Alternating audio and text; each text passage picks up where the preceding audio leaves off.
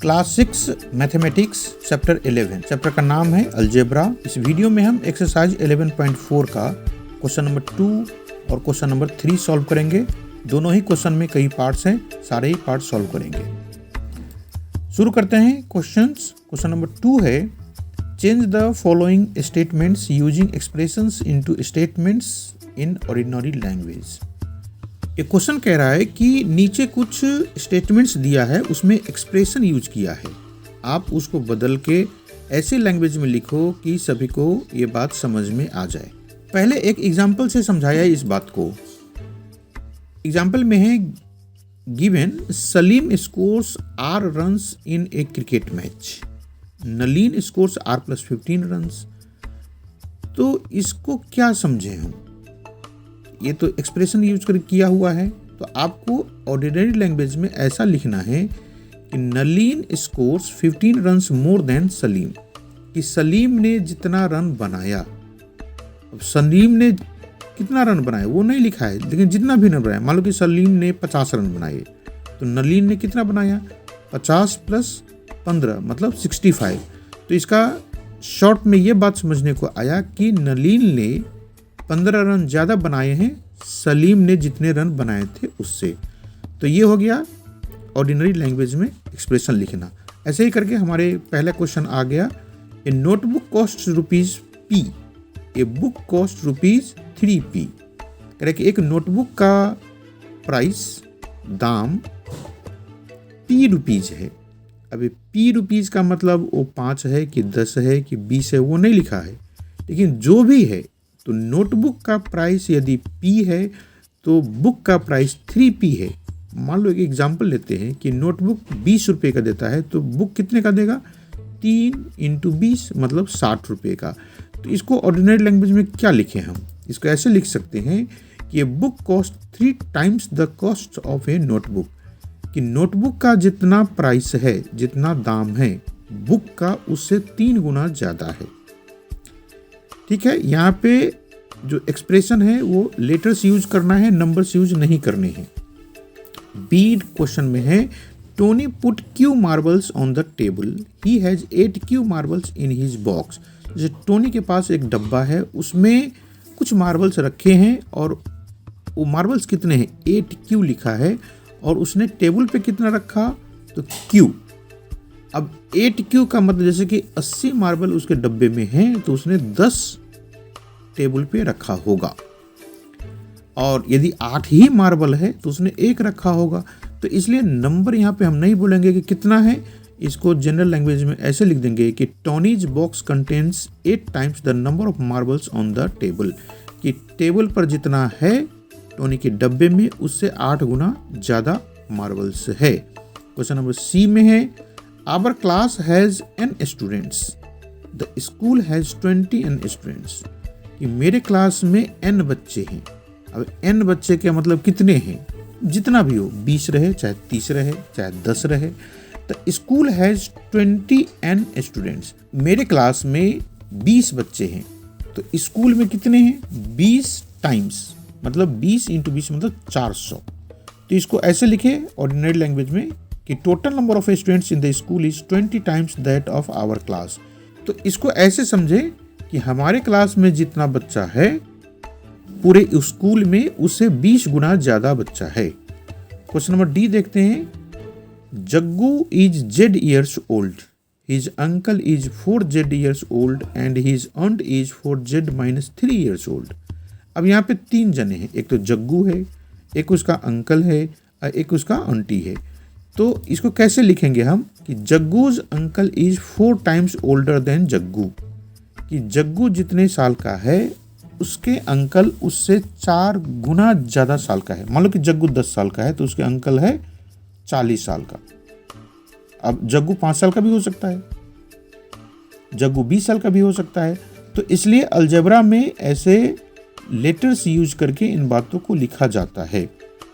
तो जग्गू की अंकल की बात तो हो गई, जग्गू जितने साल का है जग्गू का अंकल उससे 4 गुना ज़्यादा साल का है। अब बात रहेगी उसकी आंटी की, तो उसकी आंटी अब 4Z-3 लिखा है, तो जग्गू से डायरेक्ट कंपेयर न करके हम जग्गू के अंकल से करें तो ये बात आसान हो जाएगी। तो जग्गू की अंकल 4 जेड ईयर्स का है और उसकी आंटी 3 साल कम है। तो हम ऐसा लिख सकते हैं, उसको हम ऐसा लिख सकते हैं कि Jaggu's aunt is 3 years younger than his uncle. मतलब जग्गू की आंटी उसके अंकल से 3 साल छोटी है। अगला क्वेश्चन देखते हैं ई नंबर में। In an arrangement of dots there are rows, each row contains 5 dots. जैसे कुछ डॉट्स बने हुए हैं रोज में। अब रोज का नंबर कितना है? रोज का मतलब लाइन, आर रोज है और हर एक रो में, हर एक लाइन में 5-5 डॉट है। तो टोटल डॉट कैसे काउंट करेंगे हम? Total number of dots is 5 times the number of रोज। अब हमें पता चल गया, इस क्वेश्चन में दिया है कि एक लाइन में 5 डॉट है। मतलब एक ही लाइन है तो टोटल डॉट कितने होंगे? 5 × 1 5। मतलब कि 2 लाइन है तो 5 × 2। जैसे कि 10 लाइन है तो 5 × 10। तो हम ऐसे लिख सकते हैं कि the total number of dots is 5 times the number of rows. Rows जितना है उससे में हम 5 से मल्टीप्लाई करेंगे तो टोटल नंबर ऑफ डॉट्स आएगा। तो इस तरह से ये सारे questions A B C D E solve हो गया। अब क्वेश्चन नंबर 3 देखते हैं।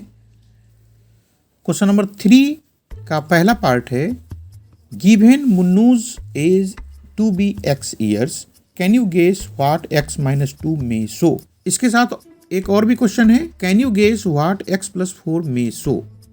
और भी पार्ट है एक, व्हाट 3x + 7 मे शो। मतलब हमारी जो क्वेश्चन स्टार्ट होती है वो मुन्नू का एज है x ईयर्स। अब पूछ रहा है कि x - 2 का मतलब क्या हुआ, x + 4 का मतलब क्या हुआ और 3x + 7 का क्या मतलब हुआ। तो आपने छोटे क्लास में ऐसा सुना होगा, चुन्नू मुन्नू थे 2 भाई, रसगुल्ले पे हुई लड़ाई। ये मुन्नू कितना साल का है? मुन्नू है x ईयर्स का, इस क्वेश्चन में दिया हुआ है। तो हमें मीनिंग लिखना है x - 2 का, x + 4 का और 3x + 1 का। तो हम समझने के लिए ऐसा करते हैं कि मुन्नू का अभी एज 10 ईयर्स मान लेते हैं। तो x - 2 का क्या मतलब हुआ? तो x - 2 का मतलब होगा 10 में से हम 2 माइनस करेंगे तो ये 8 ईयर्स होगा। तो मुन्नू जितना भी साल का है, x - 2 का मतलब हो गया उससे 2 साल कम।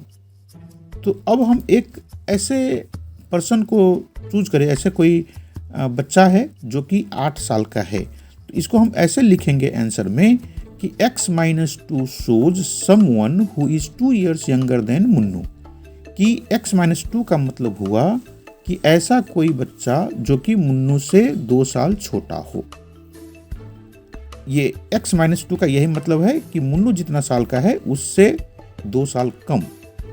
और इसका अगला पार्ट है, can you guess what x + 4 may show. तो इसके लिए हम मुन्नू के एज में 4 ऐड करेंगे। तो कितना मुन्नू का एज अभी हमने कितना माना है?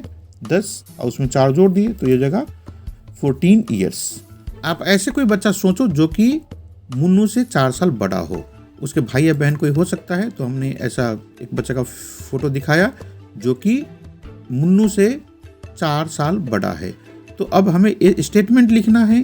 तो क्या लिखेंगे इसमें कि x + 4 shows someone who is 4 years older than Munnu. कि x + 4 का मतलब वो बच्चा है, उस बच्चे का उम्र है जो कि मुन्नू की उम्र से 4 साल बड़ा है।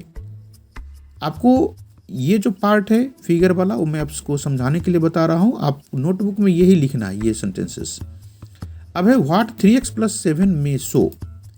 तो 3x + 7 का मतलब हो गया कि x की वैल्यू हम कितना ले रहे हैं? अभी तो 10 ले रहे हैं, मुन्नू का उम्र है x। तो 10 × 3 और +7 तो कितना हो जाएगा? ये 10 × 3 30, 30 में 7 जोड़ेंगे तो 37 हो गया। तो आप ये समझो कि कोई मुन्नू का एज यदि 10 साल का है तो ऐसा कोई आदमी है जिसका एज 37 ईयर्स ओल्ड है। तो 3x + 7 का क्या मतलब हुआ? इसका मतलब हुआ कि someone who is 7 years more than 3 times मुन्नूज present as. कि मुन्नू जितने साल का है उससे 3 गुना और उसमें भी 7 ज़्यादा। तो ऐसा हो सकता है उसके पापा का उम्र हो या उसके अंकल का हो। जैसे इसका उम्र कितना है? मुन्नू का उम्र से 3 गुना और उसमें भी 7 ज़्यादा। तो इस तरह से ये क्वेश्चन कंप्लीट हुआ। अब इसके बी पार्ट में देखते हैं। Given Sara's age today to be y years. मान लो कि सारा की अभी का उम्र, मतलब आज की उम्र y ईयर्स है।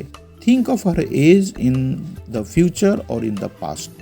अब हमें सारा की एज फ्यूचर में और पास्ट में सोचना है। तो दिया हुआ है what will be the following expressions indicate. अब ये लिखा हुआ है y+7, y-3, y+4.5 है, y-2.5 है। तो इनका क्या क्या मीनिंग हुआ, तो एक एक करके सारी बात हम समझते हैं। y+7 का मतलब है कि हर एज 7 ईयर्स फ्रॉम नाउ, कि अभी सारा का जितनी उम्र है उसमें 7 जोड़ेंगे, मतलब उसकी उम्र अब से 7 साल बाद कितना होगा। तो अभी मान लो कि सारा 10 साल की है तो 7 साल के बाद कितना हो जाएगा, 10+7 का मतलब 17 ईयर्स की हो जाएगी वो।